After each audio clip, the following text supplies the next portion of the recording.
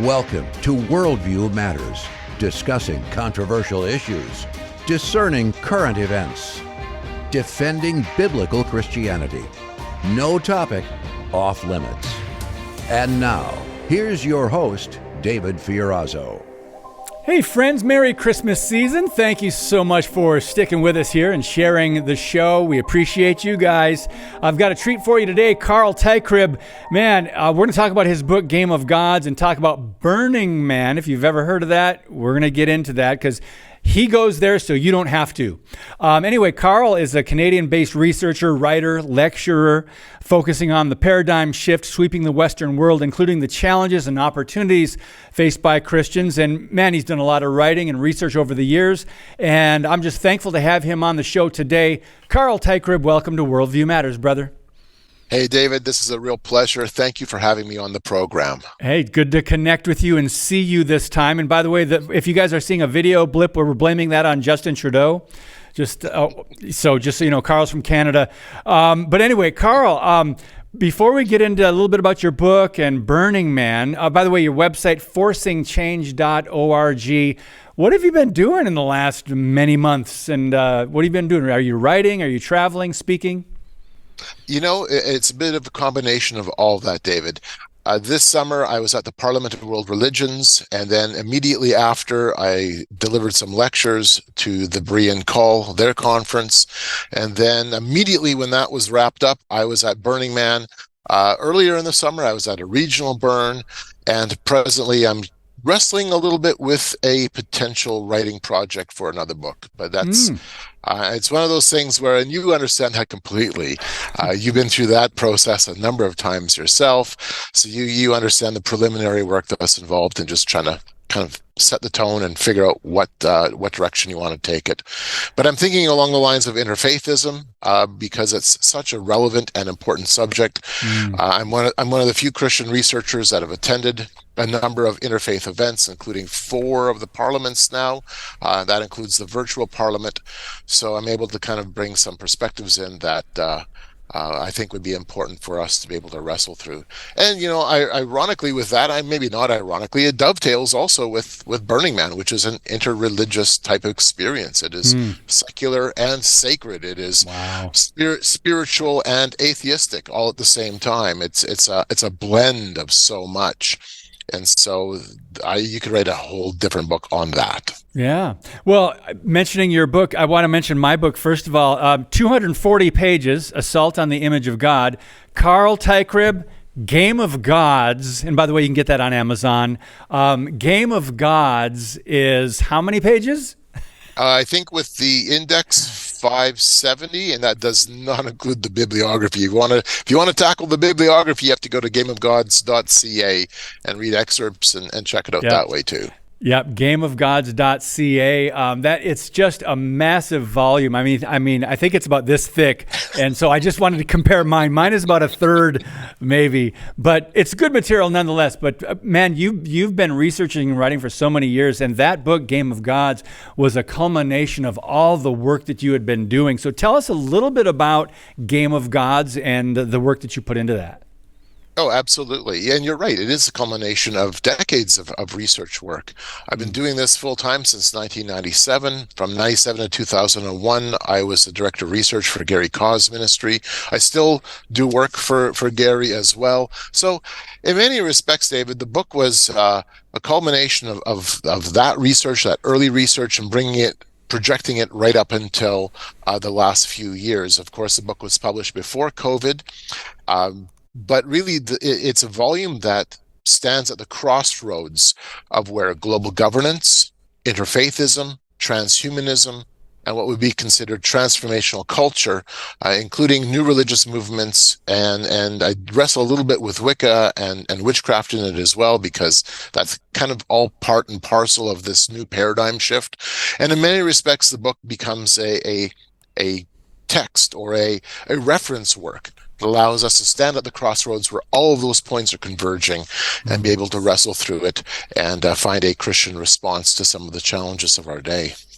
So Carl Teichrib, I want to get to the Parliament of World Religions, but I love on the description over at Amazon on the page for Game of Gods. The very last line is this, and you can expound on this a little bit. Humanity has three great desires: to be as God, to be masters of meaning and destiny, and to build heaven on earth. This is that story. So elaborate just a little bit more about that, because that, I think, sums it up so well. It's fascinating.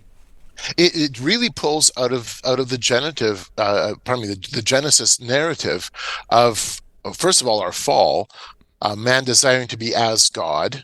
And then as we look now to see how this projects in terms of a collective or unified vision, then man is consistently saying, we will build our own utopia, we will build our own tower, we will build our Babel again.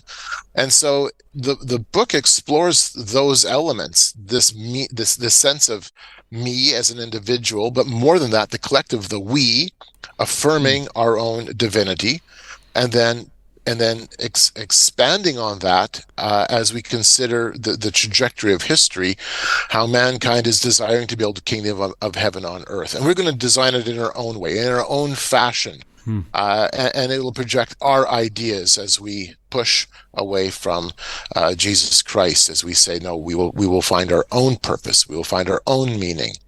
We will be the masters of our own destiny. And we've been doing that collectively, David, for, as you know, since the fall. But we just seem to be ramping it up. And it comes from all these different angles: the technological, the political, the religious, the cultural. It's there. Yeah, absolutely. So talk to us a little bit about the Parliament of World Religions before we get to Burning Man. I think we'll do that in the second half of the show. But the Parliament of World Religion, when I hear that, because I've never been, I've heard them explain, and I think we had talked about this on the former podcast. And man, you go there and you get all this information, and it must be to some degree overwhelming, unless someone like yourself that has been researching this for so many years. Because I just think religious pluralism, syncretism, I think New Age, I think occult. So tell us about this, or ecumenism, the Parliament of World Religions, Carl, and what some takeaways for those that aren't familiar with it. You just nailed it all right there, David. It really is all of what you just described. So it is pluralistic. It is where the religions of the world converge, primarily to discuss points of action, where religions can say, okay, we can keep our diversities, our diversity of spiritual practices and religious beliefs, but we will all work together in common because we're all essentially one. That becomes the theme or the way of thinking. And then there's a lot of joint action, let's say on climate change, on social justice issues, on various narratives, the narratives that we are constantly being bombarded with. In many respects, the Parliament of World Religions is a gathering place of the majority of the world's major religions, so that there is a commonality, a common ethic, a common action plan. And of course, that being the case, the exclusivity of Jesus Christ is anathema. That is contradictory, and that is openly acknowledged in some of the settings I've been in. So it's interesting as you consider the language, how it's changed over the years in the interfaith movement. Because I've been going to interfaith events since before the millennium, I can tell you the trajectory's been this. We have been called in the past fundamentalists. Okay, we can work with that. We can. There's still a point of reference, and then we were called exclusivists. Okay, again, I've got no issues with that. It still allows us some room to have some conversation, and then we became extremists. And at I know it's getting a little more radical. Then in 2018, the Parliament in Toronto, we were separatists. Which was very interesting how that language began to shift. At this one, evangelicals and those who hold to the exclusive truth claim of Jesus Christ, we were now being considered authoritarians. And this year's theme in Chicago, I'm not sure if your audience can see it, was a call to conscience, defending freedom and human rights. And so evangelical Christians were consistently linked up with authoritarian political action, and we were deemed to be a danger in that respect. Wow. And so everybody is allowed at the table, it seems, if you at least agree upon their narrative. But if you're from the religious, conservative, evangelical right, and you believe in individual freedom and liberty, that you believe that Jesus Christ is exclusive and that there is a role for independent sovereign nation states, well, you're not exactly a global player. Yeah, we're seeing a lot of that today. We're seeing the narratives change, how they're framing those who believe in God, the one God, Jesus Christ, the only true living God, and even what they're calling us in America, and Christian nationalists or domestic terrorists, if you're political or patriotic. Carl, so what you're saying is at the Parliament of World Religions, a couple of the bumper stickers you might see would be Save the Planet or Coexist. Would those be pretty popular? Absolutely. It's along those lines. So just to give your audience a sense of what actually transpires, there are plenaries, there's workshops, there's panel discussions, and you have, at this event, roughly at the Chicago Parliament this summer, I believe 6,500 to 7,000 people. When I was at the 2015 Parliament in Salt Lake City, you had roughly 10,000 religious leaders, but it's not just religious leaders. You have United Nations officials, you have individuals representing governments. In fact, this year, the closing plenary had a special video linkage with Nancy Pelosi. So it gives you a sense of just the politics that's involved. It's, the opening session, we had a special video linkage with the UN Secretary General, and we had the Mayor of Chicago personally there to give us greetings. It's a big event, and it sets the tone. It sets the tone for progressive religious action. It really is the engine for progressive religions. And in terms of progressive Christianity, that is a place that really kind of springboards and energizes progressive Christianity, placing it in a broader religious global framework. What you just said, it sounds like an oxymoron. Progressive Christianity, you might want to say liberal Christianity or Marxist Christianity or social justice Christianity, but I think our viewers understand that these people have wavered from the true biblical faith and sound doctrine. But I'm speaking with author Carl Teichrib, and his book is Game of God. You can find more about Carl on his website, forcingchange.org. We're going to give a shout out to Harbinger's Daily, and we will be right back on Worldview Matters. Today's show is brought to you by Harbinger's Daily, world news biblically understood. Stay informed at harbingersdaily.com. Hey friends, I want to invite you to tune in live Thursday, December 14. We're going to be doing a live Q&A on Worldview Matters. So Thursday the 14th at 1 p.m. Central Time, 1 p.m. As many of you that can tune in and join us, just if you have any questions, comments, guests that you would like to suggest for the program, we'll talk about some of the guests we've had, some of the topics. It'll just be really free-flowing and kind of talk about Christmas as well. So again, Thursday the 14th, 1 p.m., we are doing a live Worldview Matters.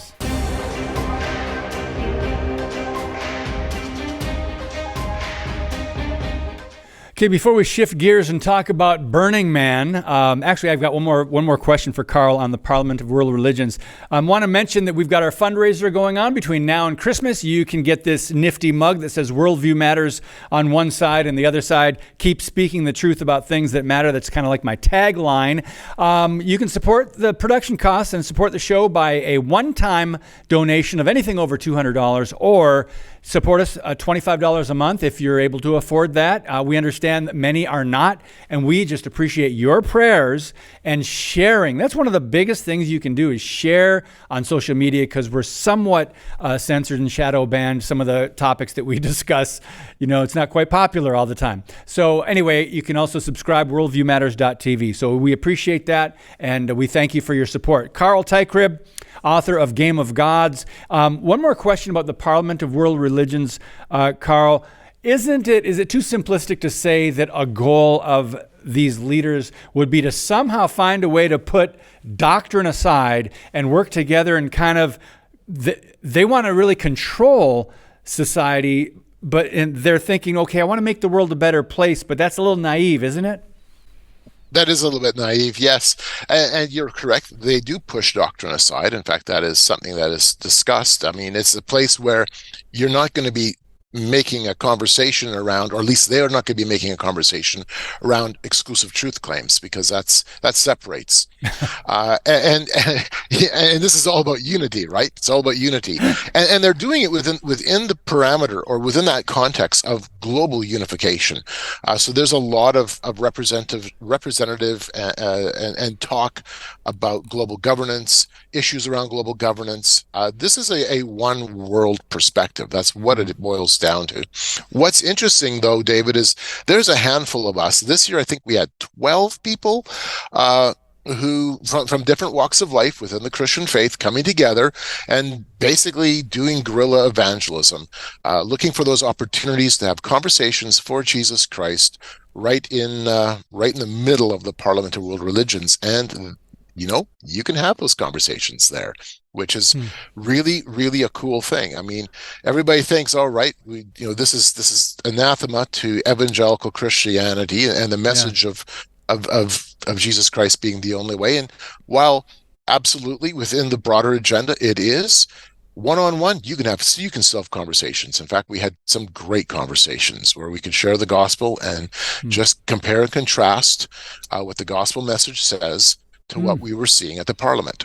That's great that there's still a little bit of tolerance yet for the true gospel. Carl, let's move on to Burning Man. Now, for those of our viewers who have never heard of this, what is the Burning Man Festival? I mean, why does it attract so many people? And what are the worldview implications here when it comes to Burning Man? Well, to describe and explain Burning Man in the handful of minutes we have is pretty well impossible, but that's okay. So Burning Man is it's considered a festival, but it's more than that. It's a community, it's a gathering, and it really is built around a city that arises out of the dust of the northern Nevada desert known as the Black Rock Desert. And once each year, a city is constructed, a city of roughly 75 to 80,000 people. And it's very large. I mean, this is literally a city. Wow. And so the world comes together for roughly 8 days in the Black Rock dust, and it becomes an umbrella event for hundreds and even thousands of other events that are taking place at the same time. So there are workshops and curriculums. You can go and listen to panel discussions if you want. It is well known, of course, for the party atmosphere, because yes, it is a global party, and it is literally the global party. And so you have a very strong party atmosphere. It is sensual. It is a very sexually charged event in many respects, and yet at the same time, it's also very serious. So you can go to workshops, and I have done this, workshops on everything from cryptocurrency, global governance, Agenda 2030. This is where the world comes together in terms of leadership, in terms of influencers. They kind of shed the mask, shed the structures of how do I say this? The rigid structures of having to work through, let's say, a very detailed, oriented type of structure. Like at the United Nations, it's very cut and dry. Here's what you can do. Here's what you can't do. Here, it's more open. It's more relaxed. It's more of a free flow conversation. And so this is where the world is gathering. It's also Silicon Valley's event. This is where Google goes. This is where Tesla's people go. This is really Silicon Valley's gathering once a year, where they explore art and creativity, where they do a lot of networking and let their hair down, and yet at the same time try to connect into something spiritual. There's a temple, a large temple. This year, the temple was really an incredible structure in terms of the architecture. And then, of course, at the end of the event, and the reason it's called Burning Man is because they burn the central effigy. There's a man, literally a figure of a man, that stands in the middle of the city. All the streets point to, the radiating streets all point to the man. And then on Saturday, they burn the man. And then on Sunday, they burn the temple. So an interesting corollary, an interesting connecting point between the Parliament of World Religions and this year's Burning Man. One of the workshops that I attended at the Parliament this year was asking the question, how do we integrate psychedelics and psychedelic spirituality within seminaries and chaplaincy services? How do we bring psychedelics into the Christian fold at an institutional level? Because this is going to sound crazy, and I know a lot of Christians might go, this is bizarre, and you're right. But there is a psychedelic renaissance that's taking place. LSD, ayahuasca, psilocybins, magic mushrooms, it's all there. And that's deeply integrated inside of Silicon Valley, but it's also becoming projected into the Christian community as well. And so at the Parliament, we had Richard Rohr, the Christian mystic, along with others, describing how to integrate psychedelics into Christianity. A week and a half later, I'm at Burning Man, and I'm at a progressive Christian camp that is engaging in a workshop entitled Jesus and Psychedelics. So on the one hand, on the one hand, at the Parliament, you have the very formal discussion, and that's the word I was thinking about later. You have the very formal discussion of how to bridge psychedelic spirituality into mainline Christianity, into the institutional aspects of Christianity. And then at Burning Man, it was a personal justification, as the moderator was a Lutheran pastor. We had Methodist ministers, we had former and current pastors, and about 50 people in the room that come from various Christian denominations, and some that were non-Christian, but the majority would have claimed some Christian affiliation, as they were now individually justifying how psychedelics could be used to help find and experience a deeper sense of Jesus within, how they could now feel agape love, how it would give them a new sense of understanding of Scripture, how they could now feel the presence of God within, and psychedelics was being this gateway to experience and to feel the divine within yourself. And of course, David, from a worldview position, and I write about this in Game of Gods, I write about how psychedelics is in many respects a cultural changer because it changes a person's worldview perspective. And that's actually the real implications of the renaissance of psychedelics. I've been to a number of psychedelic workshops. I've been to a couple of smaller conferences, virtual conferences on the topic. But at Burning Man, when you're sitting there listening to the luminaries of the psychedelic culture to say that, look, marijuana is a gateway, but not a gateway in terms of what you're thinking. It's a gateway in that it will legalize the next step, which is psilocybins or magic mushrooms, and then eventually other substances, with the hope being that we can now spiritually evolve because our worldview has changed so radically through the experience of psychedelics. So those are some of the conversations, David, that takes place at Burning Man. And this year, no exception. Especially with the workshop Jesus and Psychedelics. That's why I said earlier, people like Carl Teichrib go to Burning Man, so you don't have to. Carl, I wanted to ask you, where does the money come from for they build essentially a city? If you can shorten that answer, maybe because I also, when you said psychedelics, I'm thinking, okay, when you wrote about that in the Game of Gods, I'm thinking, well, didn't the Beatles go on this explorative trip to, was it India? And they were with the Maharishi and they were doing LSD or whatever, psychedelics.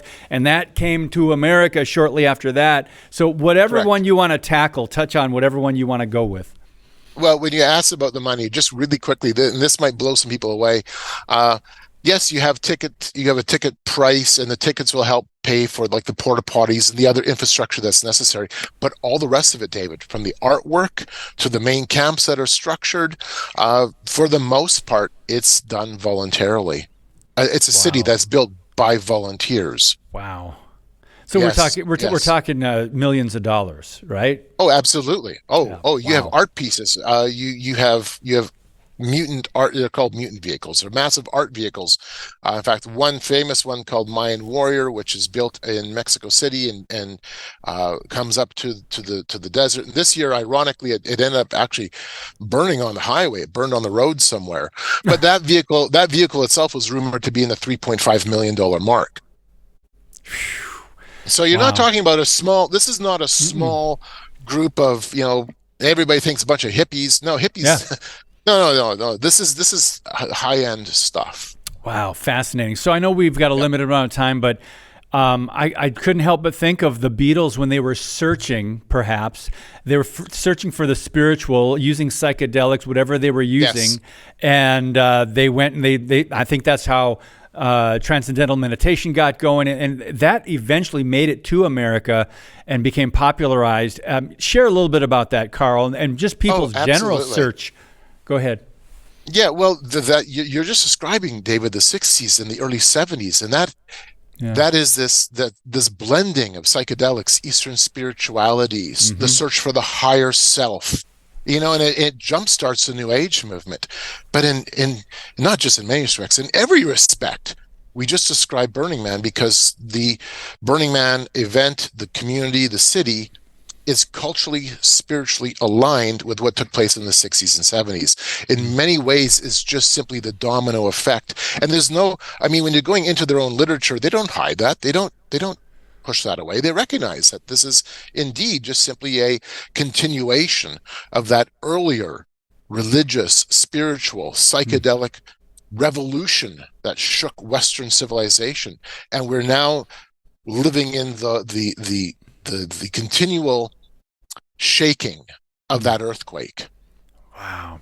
Fascinating. Man's search for meaning, to be closer to God, to find out who God is, and all these different things. And the gospel is pretty simple, isn't it, Carl? In that we just believe and have faith in the one true God and just Jesus Christ, the way, the truth, very exclusive. And it seems to all these other things, Yes. Go ahead. And here's I know we only have a few seconds left, David, but here's a good point. Even at Burning Man, you can present the gospel. In one situation, one of the people who's with our team, with our camp, he gives a girl a cross that he makes. He's a blacksmith. His name is Brian. He gives a girl a cross and says, "Trust Jesus." And she breaks, and the tears pour down her face as she clutches his arm and takes the cross. Wow. So Jesus Christ is, he's exclusive, but he's inclusive in that he wants all to come to him. Mm-hmm. It is, and that's the interesting dichotomy there, because he is the way, the truth, and the life. No one comes to the Father except through him, but at the same time, whoever will call upon the name of the Lord will be saved. God so loved the world that he gave his son. That's what we're celebrating at Christmas. The Word became flesh at the perfect time. God sent his son into those perfect circumstances, politically, spiritually, in every other way. And here we have Christmas to celebrate. And Carl, we're going to have to continue this conversation because I love your work and it's fascinating to me. But I think we can see more and more what's happening in the world and the growth of some of these religions. And when you said unity, by the way, what they really want is uniformity, right? They and we are not to conform to the world, but unity is one thing. To be continued, brother. Thanks for your time. Carl Teichrib, forcingchange.org. God bless you and Merry Christmas, brother. Merry Christmas. Thank you, David. Yep. Lord willing, we'll do this again soon. All right, guys, tomorrow, Scott Shera will be on the program, and I can't wait to get to what he has to share. And also, Carl Kirby has a new book out. We'll talk to him. He's with Reasons for Hope. Thank you guys again, and God bless you. As always, keep speaking the truth about things that matter.